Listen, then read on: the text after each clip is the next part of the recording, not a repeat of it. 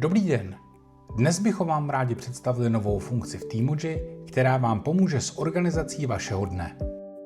Schůzky v jednom nástroji, naplánovaná práce v druhém, absence někde v HR systému, to-do v poznámkách nebo na papíře.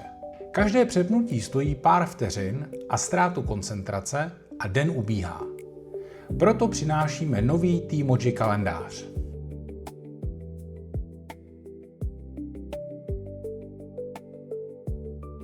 V Teamoji kalendáři vidíte váš den přímo tam, kde řídíte zakázky, úkoly a čas, náklady i fakturaci. Jeden systém, jeden pohled.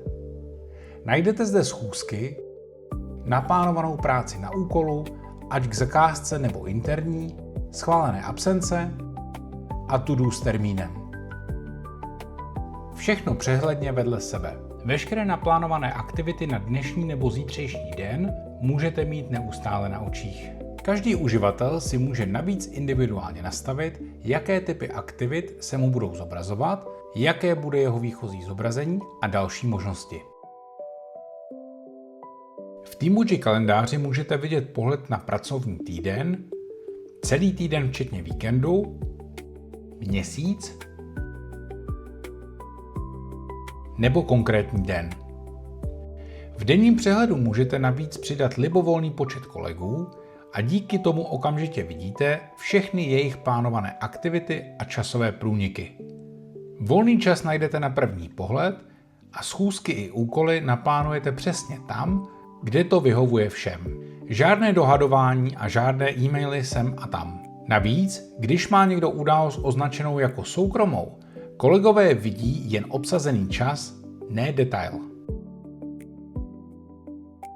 V Teamoji kalendáři můžete pohodlně naplánovat jakoukoliv událost. Ať už jde o interní schůzku nebo například schůzku s klientem. Do události můžete snadno přidat své kolegy nebo externí účastníky.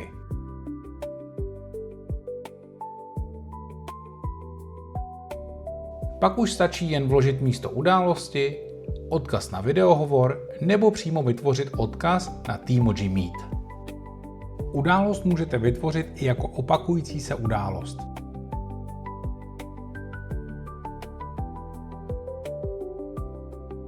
Teamoji navíc podporuje obousměrné propojení s externím kalendářem. Můžete si tak synchronizovat své události například z Microsoft 365.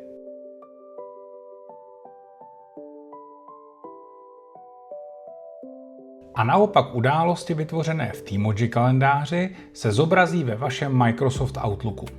Teamoji tak nezavádí další oddělený kalendář, ale naopak vám pomáhá sloučit vše podstatné do jednoho. Zkrátka vše podstatné máte v jednom systému.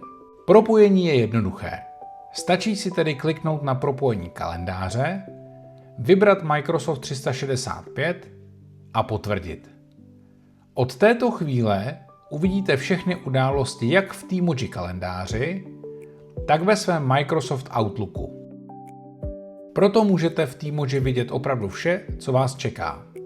Aktuálně podporujeme oboustrannou synchronizaci z Microsoft 365, ale již v dalších verzích se můžete těšit i na propojení s Google kalendářem a dalšími kalendáři používající standard CalDAV.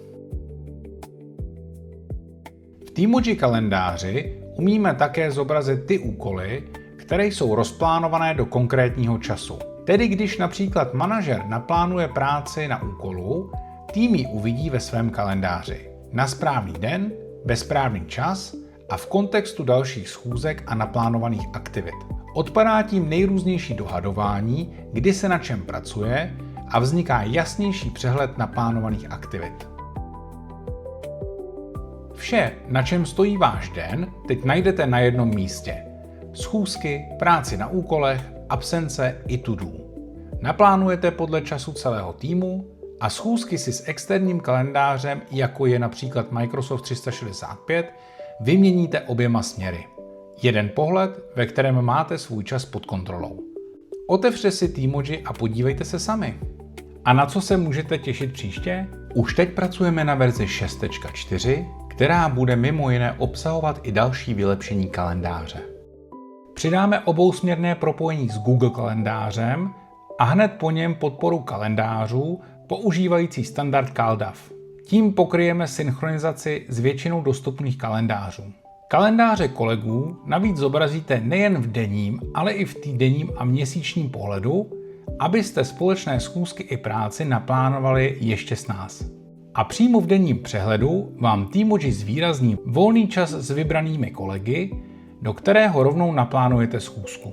A ještě jedna novinka, na kterou se sami těšíme. Pracujeme na tom, aby se práce na úkolech rozplánovala automaticky. Dnes se alokace na úkolu plánuje do jednotlivých dní manuálně. Nově přibude možnost plánovat je automaticky. Na daném úkolu si jen vyberete způsob, co nejdříve nebo co nejpozději, rovnoměrně nebo zcela specificky, a Teamoji práci rozvrhne za vás s ohledem na již naplánovanou práci, schválené dovolené, částečné úvazky a podobně. Ušetříte spoustu času a naplánované úkoly navíc hned uvidíte v kalendáři.